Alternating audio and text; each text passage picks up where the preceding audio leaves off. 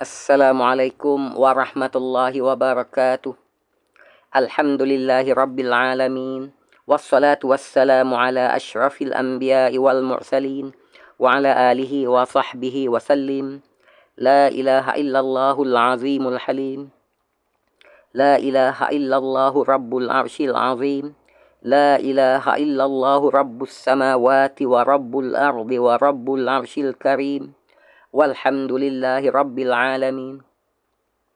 Allahumma inna nas'aluka bi anna lakal hamd la ilaha illa anta wahdak la syarika lak al-mannan badi'us samawati wal ard ya zal jalali wal ikram ya hayyu ya qayyum.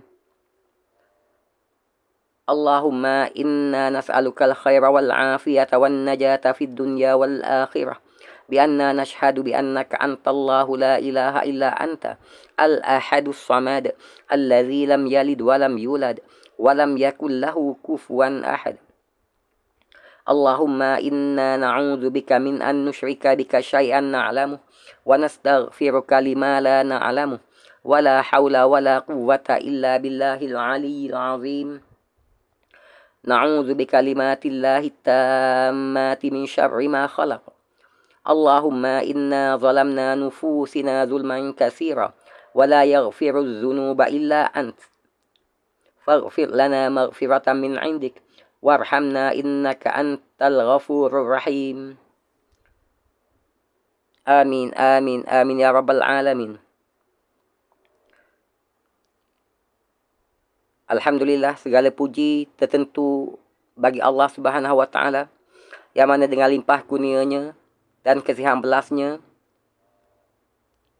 serta taufik dan hidayahnya kepada kita telah berkenan untuk melanjutkan lagi tempoh masa untuk kita kekal berada di dunia ini, di muka bumi yang fana ini, untuk suatu tempoh masa yang telah ditentukannya, guna untuk antara lainnya memberi peluang, kesempatan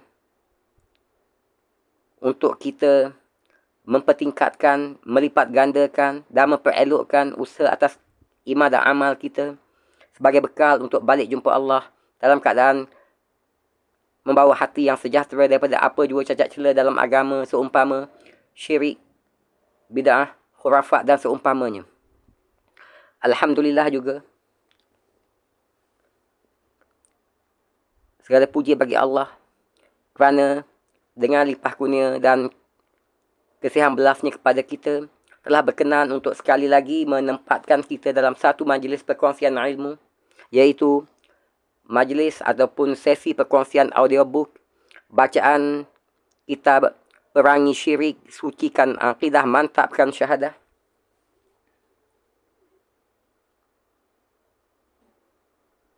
Bagi sesi perkongsian audiobook kali yang ke-53 di pagi yang berbahagia ini, InsyaAllah. Perangi Syirik, Sucikan Akidah, Mantapkan Syahadah. Hasil karangan Al-Fadhil Ustaz Dr. Abdullah Yassin Hafizahullah. Terbitan oleh Karya Bestari Sendiran Berhad. Manakala edarannya pula oleh grup buku Karang Kraft Sendiran Berhad. Dan cetakannya pula oleh Ultimate Prince Sendiran Berhad. Perpustakaan Negara Malaysia, data pengkatalogan dalam penerbitan Abdullah Yassin, Perangi Syirik, Palang Abdullah Yassin, ISBN 978-986-0397-3. Islam Doctrines, Faith Islam, judul 297 2. Dan untuk makluman, versi yang sedang kita ikuti perkongsian audiobook, isi kandungannya ini adalah versi PDF, iaitu bagi cetakan kedua tahun 2013. Sebelum kita mulakan sesi perkongsian audiobook, bacaan isi kandungan kitab Perangi Syirik, Sucikan Akidah, Mantapkan Syahadah ini, iaitu bagi sesi perkongsian audiobook kali ke-53 di pagi yang berbahagia ini, kita kongsikan di sini salah satu doa yang elok untuk kita amalkan, yaitu doa yang berasal daripada hadis sahih riwayat Abu Dawud dari Urrah bin Amir, yaitu Allahumma la ya'ti bil hasanati illa anta wa la yadfa'u sayyiati illa anta wa la hawla wa la quwwata illa bika. Allahumma, ya Allah, ya Tuhan kami, tiadalah yang mendatangkan kebaikan melainkan Engkau, dan tiada pula yang dapat mengangkat keburukan, kemudaratan melainkan Engkau, dan tiadalah daya dan upaya melainkan dengan seizin-Mu. Amin, amin, amin ya Rabbal Alamin.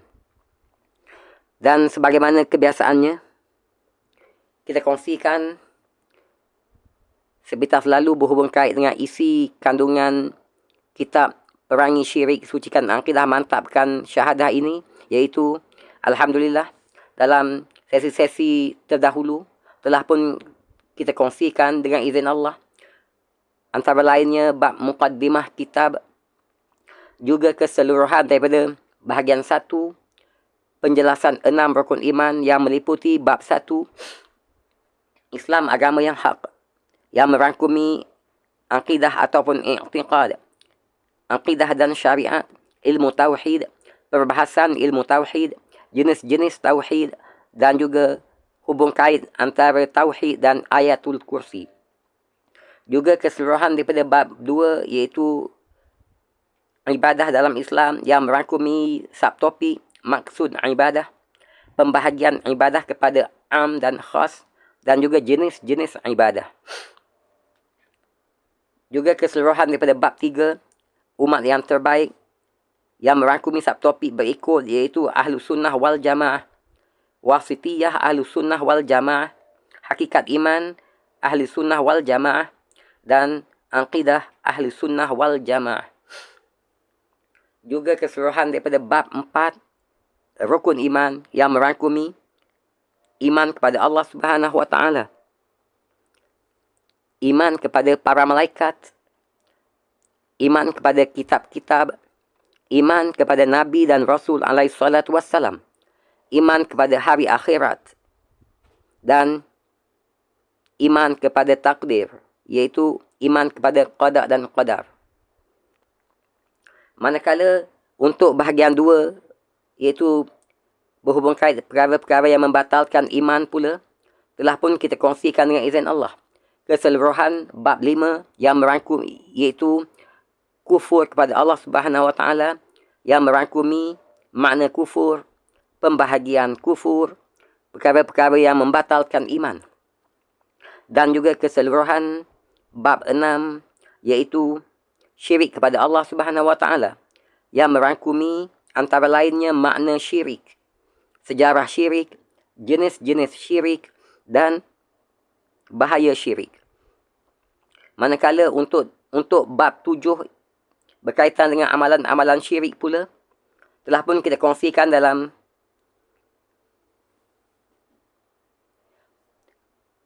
sesi-sesi terdahulu berkaitan dengan pertamanya subtopik sihir, dan juga sebahagian daripada subtopik ruqyah, iaitu jampi mentera ataupun jampi serapah. Dan insya-Allah di pagi yang berbahagia ini, bagi sesi perkongsian audiobook kali yang ke-53 ini, akan kita teruskan perkongsian, iaitu sambungan bagi subtopik ruqyah, iaitu perkongsian kedua dan terakhir bagi subtopik ruqyah ini, iaitu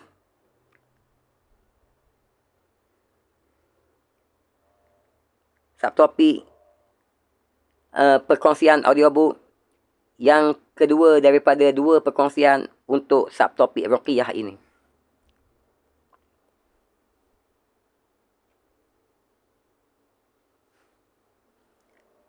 A'udzu billahi minasyaitonir rajim. Likullin ja'alna minkum syir'atan wa minhaja. Untuk setiap umat di antara kamu, kami, yakni Allah Subhanahu wa Ta'ala, berikan aturan dan jalan yang terang. Al-Ma'idah ayat 48. Sadaqallahul azim. Ini adalah sesi perkongsian audiobook kali ke-53 bagi perkongsian audiobook bacaan isi kandungan kitab Perangi Syirik, Sucikan Aqidah, Mantapkan Syahadah, hasil karangan Al-Fadhil Ustaz Dr. Abdullah Yasin Hafizahullah. InsyaAllah semoga perkongsian-perkongsian audiobook bagi isi kandungan kitab ini akan sangat-sangat bermanfaat untuk kita semua, terutamanya bagi penulis kitab ini di atas jasa bakti atas agama, untuk agama, dan juga kepada kita semua, insya-Allah. Semoga Allah berkenan dengan limpah kurnia dan kasih yang belasnya melimpahkan kita semua dengan sebaik-baik ganjaran dunia dan akhirat, insya-Allah.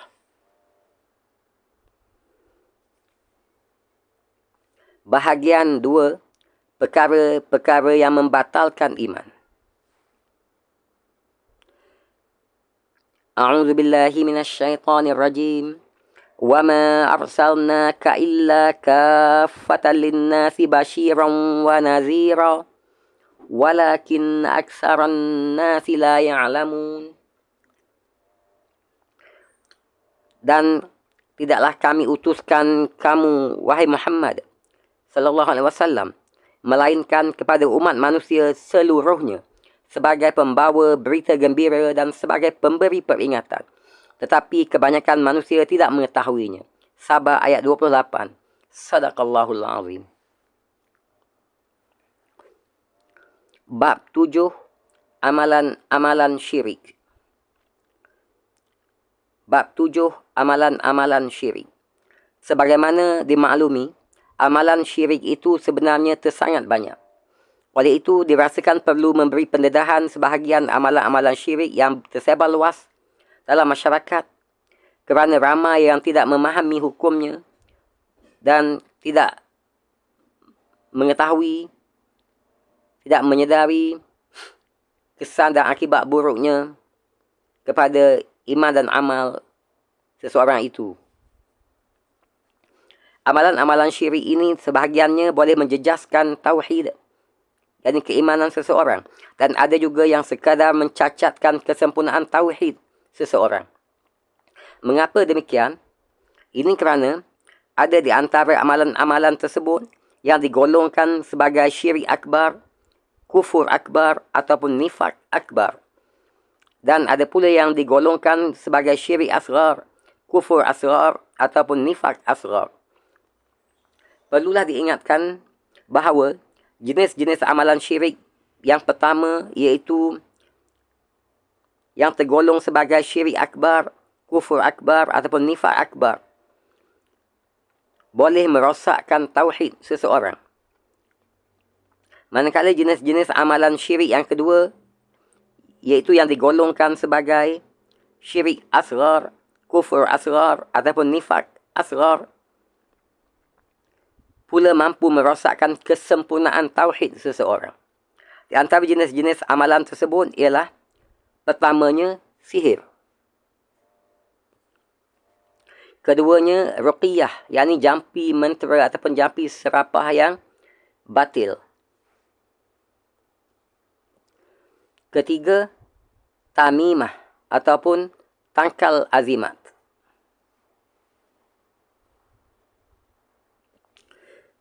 Keempat, at-tiyarah, yakni tilik nasib ataupun renung nasib, tenung nasib. Kelima, syafaat, yakni pertolongan, iaitu pertolongan ataupun syafaat yang batilah. Dan yang keenamnya, tabarruk, yakni mencari keberkatan.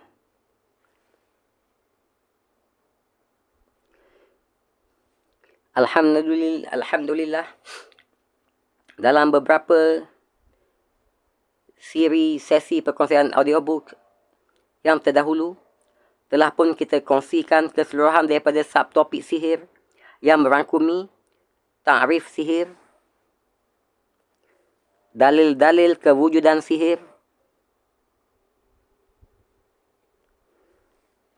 hukuman ke atas tukang sihir, hukum mempelajari ilmu sihir, jenis-jenis sihir,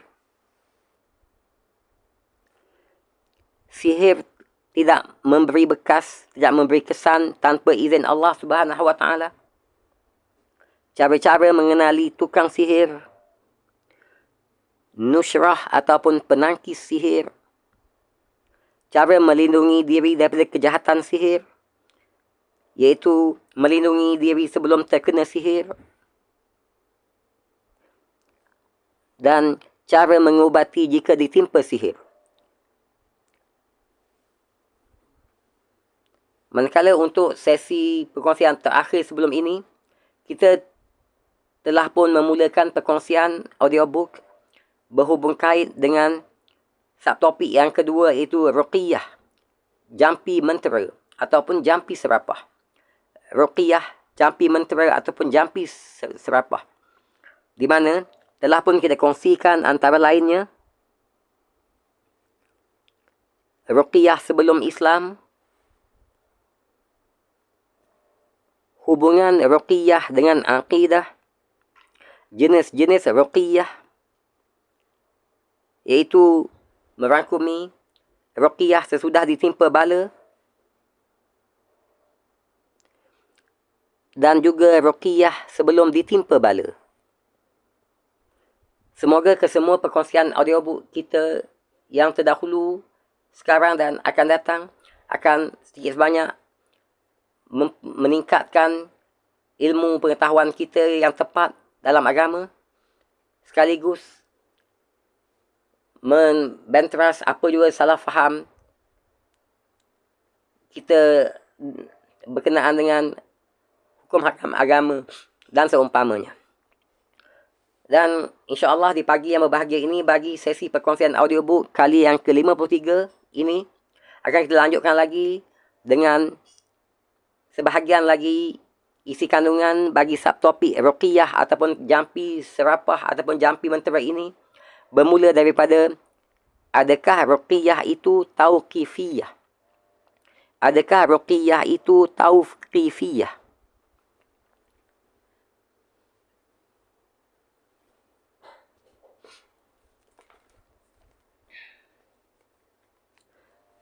Tauqifiyah bermaksud tetap atau tidak boleh diubah. Tauqifiyah bermaksud tetap atau tidak boleh diubah. Sungguh banyak doa dan zikir ataupun ruqyah yang telah diajar oleh Rasulullah sallallahu alaihi wasallam kepada umatnya, sama ada daripada ayat-ayat Al-Quran ataupun hadis-hadisnya. Ada ruqyah ataupun zikir yang Rasulullah SAW telah tetapkan tentang bilangan, masa dan cara pelaksanaannya. Untuk ruqyah jenis ini, kita tidak dibenarkan untuk mengubah, sama ada menambah ataupun mengurangi bilangannya. Umpamanya, zikir pagi sahaja, zikir petang sahaja, zikir pagi dan petang, bilangannya 3 kali, 7 kali atau 10 kali, dibaca menjelang tidur dan mengusap tangan ke seluruh badan.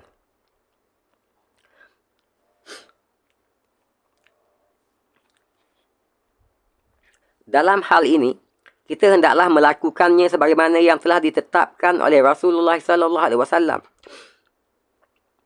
Ini kerana baginda sallallahu alaihi wasallam tidak pernah mengatakan sesuatu berdasarkan hawa nafsu sendiri, tetapi semuanya adalah wahyu daripada Allah Subhanahu wa taala. Ini sebagaimana penegasan Allah Subhanahu wa taala dalam surah An-Najm ayat 3 hingga 4. Wa ma yantiqu 'anil hawa in huwa illa wahyun yuha. Dan tiadalah yang diucapkannya itu, yang Al-Quran itu menurut kemahuan hawa nafsunya. Ucapannya itu tiada lain hanyalah wahyu yang diwahyukan kepadanya.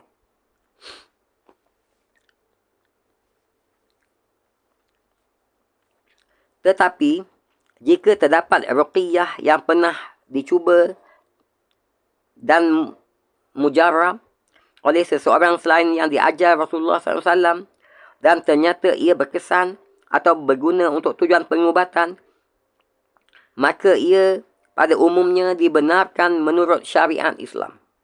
Antara sebab-sebabnya ialah sebab pertama, rawatan ataupun pengubatan melalui ruqyah, jampi mentera, termasuk dalam perubatan tradisional sama seperti pengubatan melalui ramuan herba. Kewujudan ubat-ubatan herba kebanyakannya berdasarkan pengalaman ataupun percubaan sehingga memberi manfaat bagi manusia. Ia tidak semestinya terikat dengan ketetapan Rasulullah sallallahu alaihi wasallam. Sebab kedua,